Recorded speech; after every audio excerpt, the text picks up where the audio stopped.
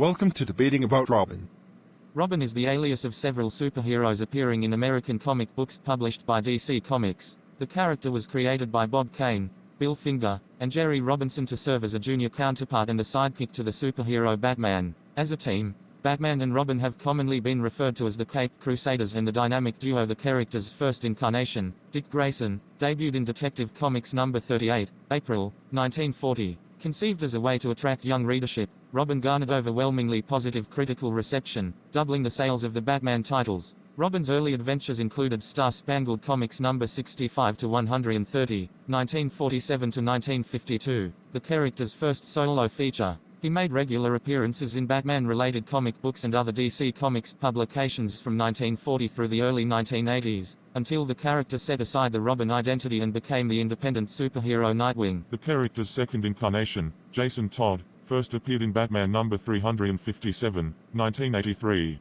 He made regular appearances in Batman-related comic books until 1988, when he was murdered by the Joker in the storyline A Death in the Family. Jason later found himself alive after a reality-changing incident, eventually becoming the Red Hood. The premiere Robin limited series was published in 1991, featuring the character's third incarnation, Tim Drake, training to earn the role of Batman's vigilante partner. After two successful sequels, the monthly Robin series began in 1993 and ended in early 2009, which also helped his transition from sidekick to a superhero in his own right. In 2004 storylines, established DC Comics character Stephanie Brown became the fourth Robin for a short time before the role reverted to Tim Drake. Damian Wayne succeeds Drake as Robin in the 2009 story arc Battle for the Cowl. The current and former Robins always feature prominently in Batman's cast of supporting heroes. Dick, Jason, Tim, and Damian all regard him as a father. In current continuity as of 2021, Dick Grayson serves as Nightwing, Jason Todd is the Red Hood, Stephanie Brown is Batgirl, and Tim Drake has picked up the mantle of Robin again after a stint as Red Robin. Damian has left behind the title Robin, but remains the title character of the Robin comic book. In recent years, Batman has also adopted new sidekicks in the form of Bluebird, whose name references Robin, and a Signal. Creation. About a year after Batman's debut, Batman creators Bob Kane and Bill Finger introduced Robin the Boy Wonder in Detective Comics number 38, 1940. The name Robin the Boy Wonder and the medieval look of the original costume were inspired by Robin Hood. Jerry Robinson noted he came up with Robin because the adventures of Robin Hood were boyhood favorites of mine. I had been given a Robin Hood book illustrated by N.C. Wyeth, and that's what I quickly sketched out when I suggested the name Robin Hood, which they seemed to like, and then showed them the costume. And if you look at it, it's Wyeth's costume, from my memory, because I didn't have the book to look at. Although Robin is best known as Batman's sidekick, the Robins have also been members of the superhero groups the Teen Titans, with the original Robin, Dick Grayson, as a founding member and the latter group's leader, and Young Justice. Fictional character biography. In the comics, Dick Grayson was an 8-year-old acrobat and the youngest of a family act called the Flying Graysons. A gangster named Boss Zucco, loosely based on actor Edward G. Robinson's Little Caesar character, had been extorting money from the circus and killed Grayson's parents, John and Mary, by sabotaging their trapeze equipment as a warning against defiance. Batman investigated the crime and, as his alter ego billionaire Bruce Wayne, had Dick put under his custody as a legal ward. Together they investigated Zucco and collected the evidence needed to bring him to justice. From his debut appearance in 1940 through 1969, Robin was known as the Boy Wonder. Batman creates a costume for Dick, consisting of a red tunic, yellow cape, green gloves, green boots, green spandex briefs, and a utility belt. As he grew older, graduated from high school, and enrolled in Hudson University, Robin continued his career as the Teen Wonder, from 1970 into the early 1980s. The character was rediscovered by a new generation of fans during the 1980s because of the success of the new Teen Titans, in which he left Batman's shadow entirely to assume the identity of Nightwing.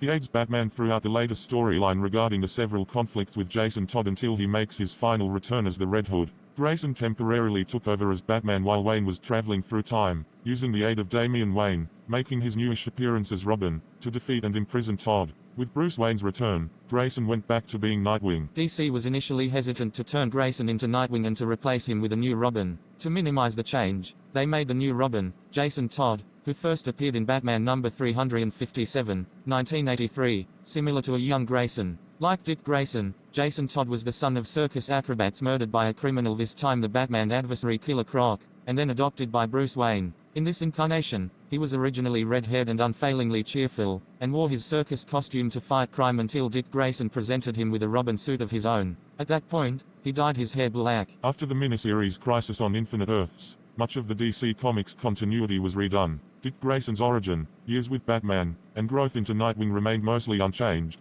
but Todd's character was completely revised. He was now a black-haired street orphan who first encountered Batman when he attempted to steal tires from the Batmobile. Batman saw to it that he was placed in a school for troubled youths. Weeks later, after Dick Grayson became Nightwing and Todd proved his crime-fighting worth by helping Batman catch a gang of robbers, Batman offered Todd the position as Robin. Believing that readers never truly bonded with Todd, DC Comics made the controversial decision in 1988 to poll readers using a 1-900 number as to whether or not Todd should be killed. The event received more attention in the mainstream media than any other comic book event before it. Readers voted yes by a small margin, 5,343 to 5,271, and Todd was subsequently murdered by the Joker in the storyline, A Death in the Family, in which the psychopath beat the youngster severely with a crowbar, and left him to die in a warehouse rigged with a bomb. Jason Todd later returned as the new Red Hood, the original alias of the Joker, when he was brought back to life due to reality being altered. After the continuity changes following the New 52 DC Comics relaunch, Jason becomes a leader of the Outlaws, a superhero team that includes Starfire and Arsenal, who had spent years with Grayson in the Titans. DC Comics was left uncertain about readers' decision to have Jason Todd killed, wondering if readers preferred Batman as a lone vigilante, disliked Todd specifically, or just wanted to see if DC would actually kill off the character. In addition, the 1989 Batman film did not feature Robin, giving DC a reason to keep him out of the comic book series for marketing purposes. Regardless, Batman editor Denny O'Neil introduced a new Robin. The third Robin, Timothy Drake, first appeared in a flashback in Batman number 436, 1989, as a pre-adolescent boy, introduced by writer Marv Wolfman, interior penciler Pat Broderick, and inker John Beatty. Drake's first name was a nod to Tim Burton, director of the 1989 Batman film. The character first donned the Robin costume, and became associated with the third version of Robin, in the acclaimed A Lonely Place of Dying sequel storyline, which culminated in issue number 442, written by Marv Wolfman with cover art by George Perez. Storyline interior pencils by Perez, Tom Grummett, as well as Jim Aparo, and inks by Mike DiCarlo. In addition to establishing Tim Drake as a principal character in Batman and Detective Comics, Lauren R. O'Connor argues that A Lonely Place of Dying served as the denouement of a transition from Dick Grayson's absent sexuality, which earlier incited reader interpretations of homosexuality, to definitive heterosexual presence as a maturation narrative. O'Connor offers multiple examples from this 1989 storyline, such as Drake's encounter with Starfire and Grayson's heeding of Drake's concerns over Batman's psychology, to substantiate the notion of a heterosexual Bildungsroman subplot. The ensuing Tim Drake storylines, authored by Alan Grant and penciled by Norm Breyfogle, coupled with the 1989 release of Burton's Batman, spurred sales of both comic book titles Batman and Detective Comics. For the latter, Grant attested in 2007 that when the Batman movie came out, the sales went up, if I recall correctly, from around 75,000 to about 675,000. 1989-90 was indeed the year of the Bat. Capital and Diamond City distributors reported that the year one inspired Batman, Legends of the Dark Knight dominated 4 out of the 5 spots for pre-orders, not total sales and second printings. The only exception was the third pre-order spot, snagged by Batman number 442. The conclusion to Tim Drake's A Lonely Place of Dying storyline, The Year of the Bat, continued into the first half of 1990. Pre-orders for Batman and Detective Comics issues featuring a revived Joker and Penguin began to compete with, and even edged out, the last 3 parts of Grant Morrison's and Klaus Janssen's Gothic storyline in Legends. Todd McFarlane's Spider-Man arrived in the second half of 1990, inaugurating 6 months of Spidermania, or McFarlamania, depending on the reader. DC closed out 1990 with vendors under-ordering issues, prompting the publisher to push Batman number 457 and the first part of the Robin mini-series into second and then third printings. The next year, 1991, witnessed the ascension of Chris Claremont's, Jim Lee's, and Scott Williams' X-Men Against Magneto, as well as Fabian Niciez's and Rob Liefeld's X-Force, into the top of the pre-order rankings. The only exception to this X-Mania was, again, Tim Drake and the sequel to the Robin miniseries, the first variant issue of which garnered the third spot, firmly wedged between variant issues of X-Force and X-Men. The mini-series pitted solo Robin against the Joker, in response to fan demands for a matchup since A Death in the Family, the 1990s comic booming bust had begun. In a supplemental interview with Daniel Best, Alan Grant added that every issue from about that time, after the Year of the Bat, that featured Robin sales went up because Robin did have his own fans, although both Grant and Breyfogle initially believed that their Anarchy character could potentially become the third version of Robin. They were quick to support the editorial decision to focus on Drake. The social anarchist duo adopted the character as their own in the early 1990s, During Grant's shift to libertarian socialism but before his late 1990s emphasis on neo-tech, Breyfogle agreed that it was a big thing to bring in the new Robin. Yes, I know my fans often point specifically to that double-page splash where his costume first appears as a big event for them as fans, and I usually have to point out to them that Neil Adams was the one who designed the costume. The R symbol and the stuff were all that was really mine. In the rite of passage storyline for Detective Comics, Grant and Breyfogle intertwined 1. Drake matching wits with anarchy. 2. A criminal and anthropological investigation into an apocryphal Haitian Vaudou cult, revealed by Batman, asserting anthropological and investigative authority, as a front for extortion and crony capitalism. 3. The murder of Drake's mother by vilified cult leaders. 4. The beginning of Drake's recurrent nightmares and trauma, as well as 5. The perspective of a child of one of the cult's Haitian followers, unknowingly and inadvertently orphaned by Batman at the end of the 4-issue arc. Tim Drake eventually transitioned from late pre-adolescence to adolescence, becoming the third Robin over the course of the storyline's Rite of Passage and Identity Crisis, with all issues scripted by Alan Grant and penciled by Norm Breyfogle. Story arcs that included Drake only in subplots or featured his training in criminal investigation, such as Crimmersmith and the Penguin Affair, were either written or co-written by Grant and Wolfman, with pencils by Breyfogle, Aparo, and M.D. Bright. Immediately afterwards, the character starred in the 5-issue miniseries Robin, written by Chuck Dixon, with interior pencils by Tom Lyle and cover art by Brian Boland. The new Batman and Robin team went on their first official mission together in the story debut, again written by Grant and penciled by Breyfogle. Lauren R. O'Connor contends that, in early Tim Drake appearances, writers such as Grant and Chuck Dixon had a lexicon of teenage behavior from which to draw, unlike when Dick Grayson was introduced and the concept of the teenager was still nascent. They wisely mobilized the expected adolescent behaviors of parental conflict, hormonal urges, and identity formation to give Tim emotional depth and complexity, making him a relatable character with boundaries between his two selves. In the Robin ongoing series, when Drake had fully transitioned into an adolescent character, Chuck Dixon depicted him as engaging in adolescent intimacy, yet still stopped short at overt heterosexual consummation. This narrative benchmark maintained Robin's estrangement from sex that began in the Grayson years. Erica McChrystal likewise observes that Alan Grant, prior to Dixon's series, connected Drake to Batman's philosophy of heroic or anti-heroic vigilantism as therapeutic for children of trauma. But this kind of therapy has a delicate integration process. The overcoming of trauma entailed distinct identity intersections and emotional restraint, as well as a complete understanding of symbol and self. Bruce Wayne, a former child of trauma, guided other trauma victims down a path of righteousness. Tim Drake, for example, endured trauma and emotional duress as a result of the death of his mother, father in a coma and on a ventilator. Drake contemplated the idea of fear, and overcoming it, in both the Rite of Passage and Identity Crisis storylines. Grant and Breyfogle subjected Drake to recurrent nightmares, from hauntings by a ghoulish Batman to the disquieting lullaby, or informal nursery rhyme, "My mummy's dead, my mummy's dead, I can't get it through my head," echoing across a cemetery for deceased parents. Drake ultimately defeated his own pre-adolescent fears somewhat distant from Bruce Wayne and not as an orphan by the end of Identity Crisis. An adolescent Drake had proven himself as capable of being a vigilante by deducing the role of fear in instigating a series of violent crimes. In the comics, Tim Drake was a late pre-adolescent boy who had followed the adventures of Batman and Robin ever since witnessing the murder of the Flying Graysons. This served to connect Drake to Grayson, establishing a link that DC hoped would help readers accept this new Robin. Drake surmised their secret identities with his amateur but instinctive detective skills and followed their careers closely. Tim stated on numerous occasions that he wishes to become the world's greatest detective, a title currently belonging to the Dark Knight. Batman himself stated that one day Drake will surpass him as a detective, despite his combat skills not being the match of Grayson's, although there are some similarities, in that they are far superior to Todd's when he was Robin. His detective skills more than make up for this. In addition, Batman supplied him with a new armored costume for his transition to the adolescent Robin. Tim Drake's first Robin costume had a red torso, yellow stitching and belt, black boots, and green short sleeves, gloves, pants, and domino mask. He wore a cape that was black on the outside and yellow on the inside. This costume had an armored tunic and gorget, an emergency shuriken on his chest in addition to the traditional batarangs and a collapsible bow staff as his primary weapon, which Tim Drake continues to use as the superhero Red Robin. Neil Adams redesigned the entire costume with the exception of the shuriken logo, first sketched by Norm Breyfogle. Tim Drake is the first Robin to have his own comic book series, where he fought crime on his own. Tim Drake, as Robin, co-founded the superhero team Young Justice in the absence of the Teen Titans of Dick Grayson's generation, but would then later re-form the Teen Titans after Young Justice disbanded following a massive sidekick crossover during which Donna Troy was killed. Tim served as leader of this version of the Titans until 2009,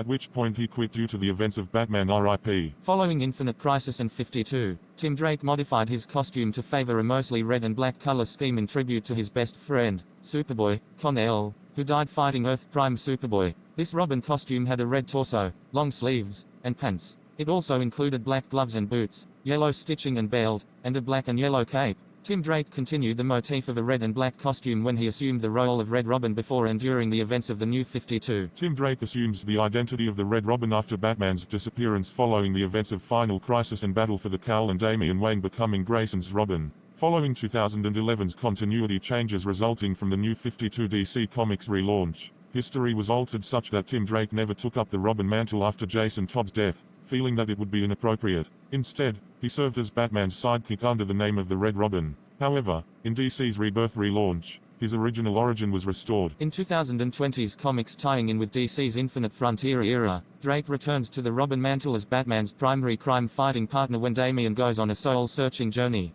Meanwhile, in his solo adventures, he goes on his own soul-searching journey, and reconnects with his old friend Bernard Dowd, whom he begins to date. Tim later comes out to Batman and is accepted. His solo series Tim Drake, Robin explores a young adult Tim living alone at the marina, developing a closer relationship with Bernard, and adopting his own crime-fighting partner in the form of Sparrow, Darcy Thomas, a former member of the We're Robin movement. Stephanie Brown, Tim Drake's girlfriend and the costumed adventurer previously known as the Spoiler, volunteered for the role of Robin upon Tim's resignation. Batman fired the girl Wonder for not obeying his orders to the letter on 2 occasions. Stephanie then stole one of Batman's incomplete plans to control Gotham's crime and executed it. Trying to prove her worthiness, Brown inadvertently set off a gang war on the streets of Gotham. While trying to help end the war, Brown was captured and tortured by the lunatic crime boss Black Mask. She managed to escape, but apparently died shortly afterwards due to the severity of her injuries. Tim Drake keeps a memorial for her in his cave hideout underneath Titan's Tower in San Francisco. She appeared alive and stalking Tim, after his return from traveling around the globe with his mentor. It turned out that Dr. Leslie Thompkins had faked Stephanie's death in an effort to protect her. For years she operated on and off as the Spoiler, but was then recruited as Barbara Gordon's replacement as Batgirl. She had her own series, as well as making appearances throughout various Batman and Batman spin-off series. Her time as the Spoiler, Robin, and Batgirl was retconned to have never occurred after the Flashpoint event, with her being reintroduced having just become the Spoiler in Batman Eternal. However, her history as Robin was later restored. Damian Wayne was the child of Bruce Wayne and Talia al Ghul, thus the grandson of the immortal Ra's al Ghul. Batman was unaware of his son's existence for years until Talia left Damian in his care. Damian was violent and lacking in discipline and morality, and was trained by the League of Assassins. Learning to kill at a young age, Damian's murderous behavior created a troubled relationship with his father, who vowed never to take a life. Conceived to become a host for his maternal grandfather's soul as well as a pawn against the Dark Knight, Batman saved his child from this fate, which forced Ra's to inhabit his own son's body, and thus, Damian was affectionate to his father. After Batman's apparent death during Final Crisis, Talia left her son under Dick Grayson and Alfred Pennyworth's care and Damian was deeply affected by his father's absence. In the first issue of Battle for the Cowl, Damian was driving the Batmobile and was attacked by Poison Ivy and Killer Croc. Damian was rescued by Nightwing, who then tries to escape, but was shot down by Black Mask's men. Nightwing tried to fight the thugs, but the thugs were shot by Jason Todd. After a fight between Nightwing and Todd, Todd eventually shot Damian in the chest. In the final issue of the series, Alfred made Damian into Robin. Damian's first task as Robin was to rescue Tim. After Battle for the Cowl, Grayson adopted the mantle of Batman, and instead of having Tim, whom he viewed as an equal rather than a protege, remain as Robin, he gave the role to Damian, who he felt needed the training that his father would have given him. Following the Batman, the return of Bruce Wayne and Flashpoint events, Bruce Wayne returned to his role as Batman, while Dick resumed as Nightwing. As of the New 52, Damian continued to work with his father, but temporarily gave up being Robin, as his mother had put a price on his head, and went under the identity of Red Bird. Damian met his end at the hands of the Heretic, an aged clone of Damian working for Leviathan, bravely giving up his life. Despite his status as deceased, Damian starred in his own miniseries, Damian, Son of Batman, written and drawn by Andy Kubert, set in a future where Damian is on the path to become Batman after his father fell victim to a trap set by the Joker. Batman eventually started a difficult quest to resurrect him, returning Damian to life with Darkseid's Chaos Shard. Failsafe created a clone of Bruce Wayne to serve as his Robin of Zur-En-Air in retaliation for Damian Wayne rejecting him. To make sure the clone didn't turn against him, Failsafe made it start to rapidly age. Robin got away following Failsafe's defeat. With his memories awakening, Robin made his way to Crime Alley to attack any criminals that entered there. Batman and Mr. Terrific arrived to confront him. When Robin reached Batman's age, he severed his right hand so that it can be transplanted onto Batman. When Robin became elderly, he was taken to see the graves to Thomas Wayne, Martha Wayne, and Alfred Pennyworth until he died peacefully in Batman's presence. Batman buried his clone on the property of Pennyworth Manor. In other media, Robin, Dick Grayson, was portrayed by Douglas Croft and Johnny Duncan, respectively, in the 1943 and 1949 15-chapter Batman serials. Burt Ward played him in the 1966 to 1968 Batman television series and the related 1966 film. In the live-action movies Batman Forever and Batman and Robin, he was played by Chris O'Donnell. Michael Cera voiced the character in the Lego Batman movie. In The Dark Knight Rises, as part of the Dark Knight trilogy, Detective John Blake was played by Joseph Gordon-Levitt. That was a homage to the character, where his full legal name is revealed in the ending to be Robin John Blake. The Dick Grayson version of Robin also appears in Batman, the animated series, voiced by Lauren Lester. Grayson is replaced by Tim Drake, played by Matthew Valencia, in the subsequent series The New Batman Adventures. An older version of Robin, Dick Grayson, is portrayed by Brenton Thwaites in the live-action series Titans. The animated series Teen Titans features Robin, voiced by Scott Menville, as the leader of a team of young heroes. It is hinted in several episodes that this Robin is Dick Grayson. In the Season 2 episode Fractured, a version of Bat-Mite is introduced who claims to be Robin's DNA buddy, genetic twin. Bat-Mite gives his name as Nosayagxid, Dick Grayson spelled backwards. In another episode, Raven reads Robin's mind and sees a man and a woman falling from a trapeze, an event known only to have happened to Grayson and not to any other Robin. In another episode, Starfire travels to the future and discovers that Robin has taken the identity of Nightwing. Menville reprises his role as Robin in Teen Titans Go! The second season episode The Best Robin introduces Carrie Kelly and Tim Drake as their Robins. They are also voiced by Menville. Robin is also seen in the 1987 Zeller's commercial, which features the infamous catchphrase, "Well said, Robin." Dick Grayson is Robin in Young Justice, voiced by Jesse McCartney. In the second season, Grayson has become Nightwing, while Tim Drake, voiced by Cameron Bowen, is the new Robin, succeeding Jason Todd, who is already dead by the start of the season. Robin is portrayed by Nick Lang in Holy Musical Batman. His portrayal is based mainly on Burt Ward's Dick Grayson. The Damian Wayne version of Robin will appear in the live-action film The Brave and the Bold, set in the DC Universe DCU media franchise. The Dick Grayson and Jason Todd incarnations of Robin will be featured in the animated film Dynamic Duo, focused on their origin story as the Dynamic Duo. The film is being produced by DC Studios, Warner Bros. Pictures Animation, and 6th and Idaho for a theatrical release.